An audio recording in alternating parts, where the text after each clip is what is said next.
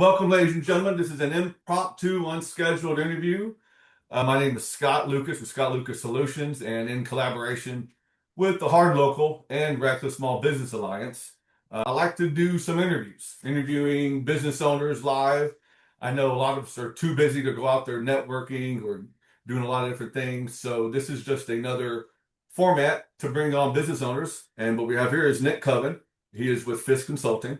Nick, thanks for spending some of your time right before the holiday weekend and getting everything. So Thanks appreciate for you having me. being on here. Yeah. So Nick, for people who may not know anything about you, give me like a 60-second run through about who you are. Well, I'll start off by saying I'm well traveled, but I'm what you call Hardin County. I moved here in 1992 as a seventh grader.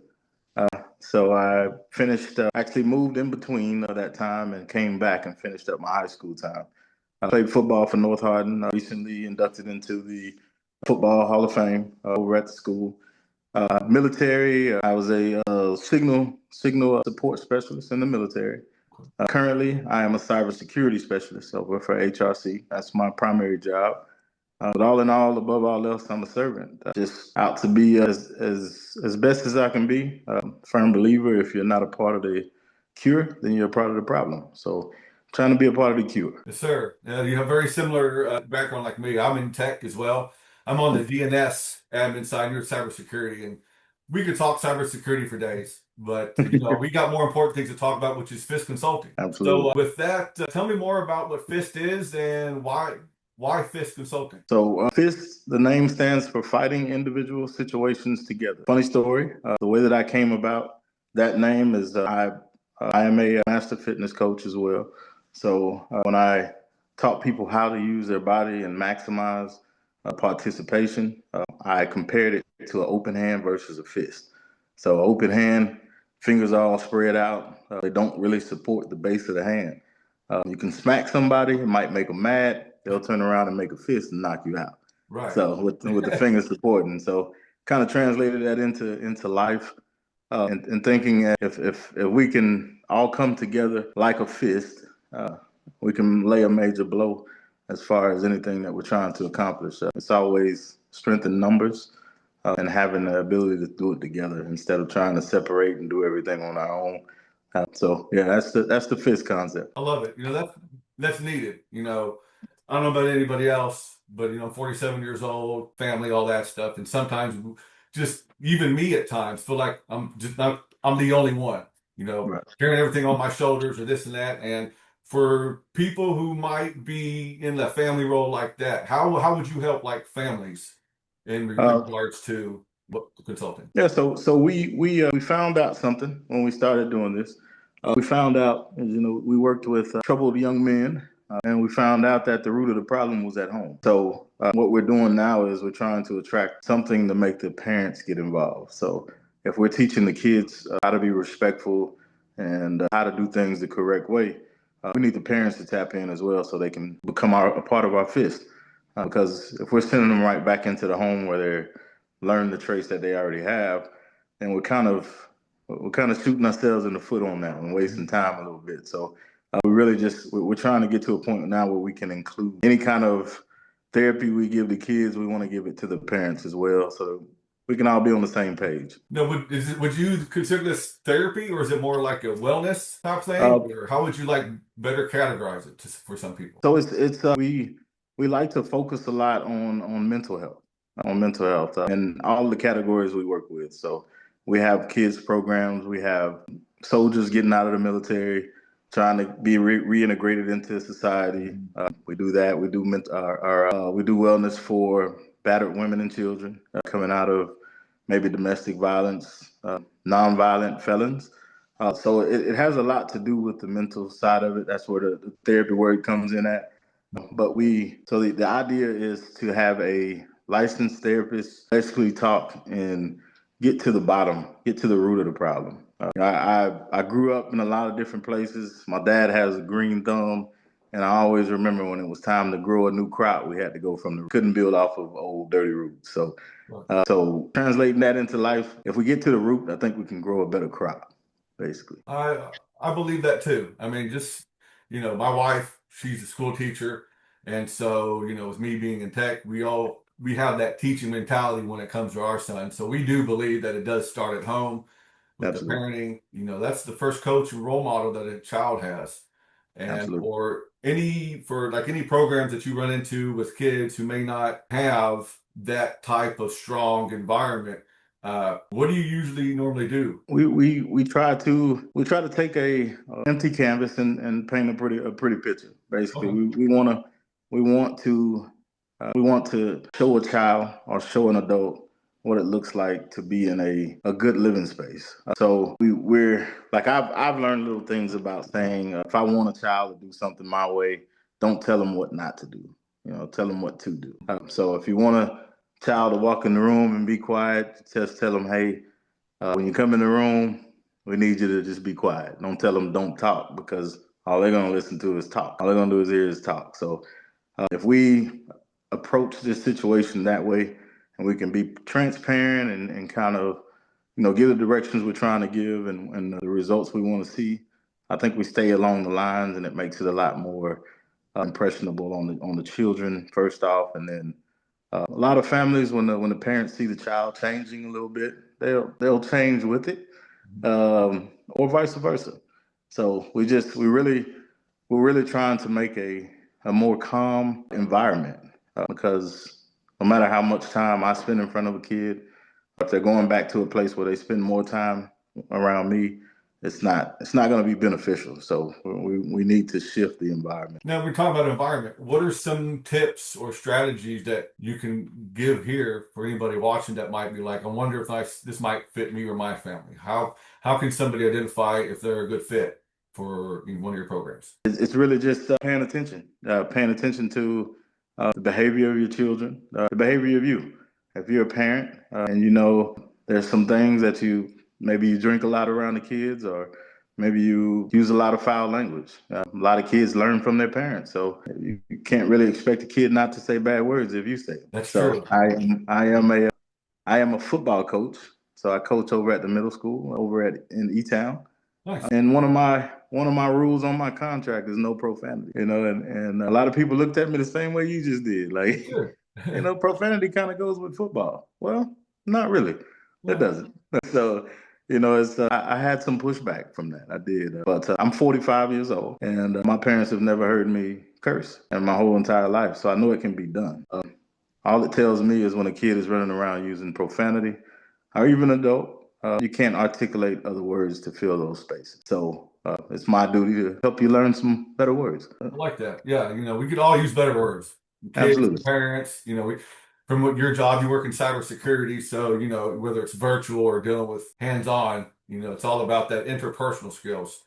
Absolutely. So, when it comes to having children or even just adults in the families communicate better, you know, we all need improvement for communication, of course, and myself included, and anybody else. When it comes to communicating better with kids, what type of tips do you give parents? Or let's just say this, what type of tips would you give a child for them to listen better to their parent? So I have a golden rule for all the kids to understand and the parents to understand. If I'm 45 and a child is 15, my favorite saying is, hey, I've been 15, you've never been 45. So I've seen some things that you haven't seen yet. So hopefully that builds that trust level to maybe you'll trust the things that I say.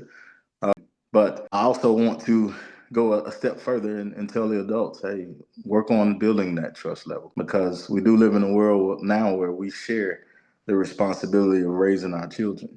Social media, AI, definitely. So Yeah. the kids learn just as much or probably more from that than they do from home.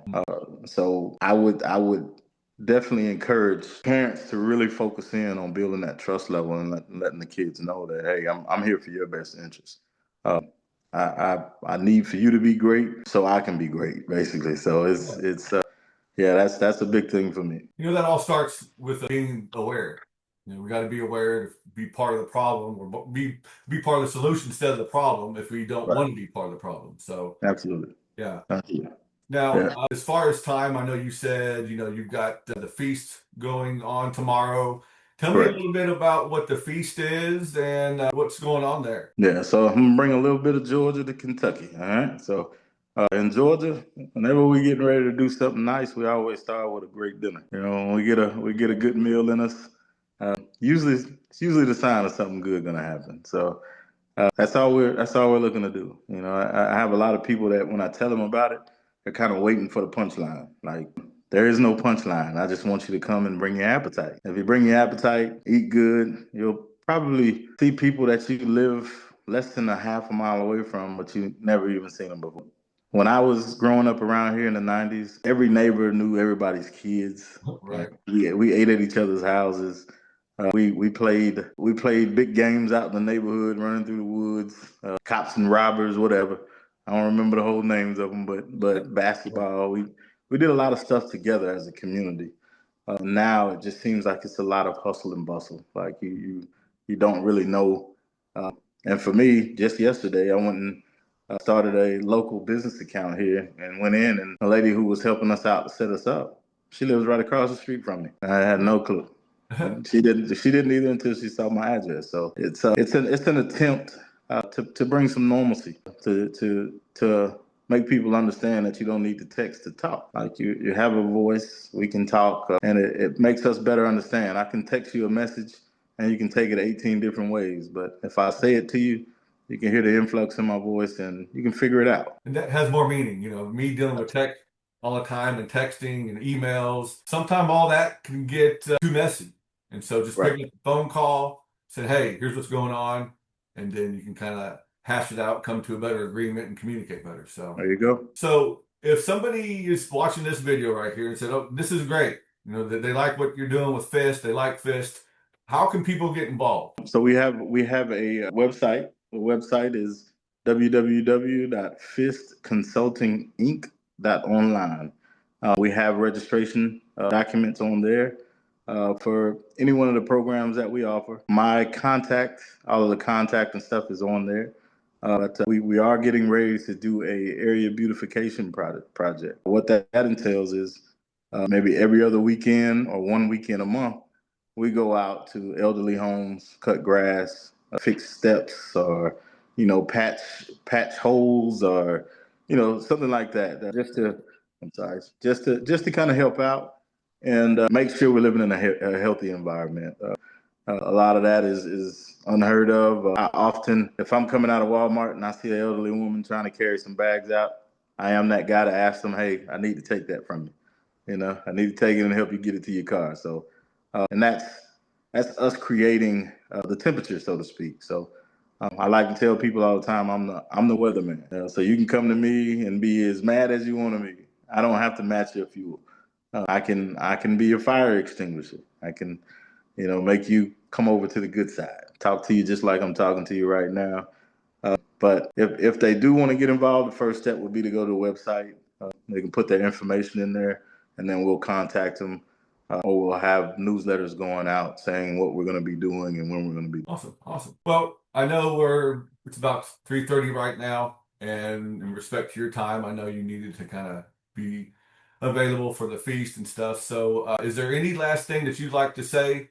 Like if somebody, let's say somebody goes through the site, looks at the programs, what's the next step? The next step will be figuring out the best fit for them.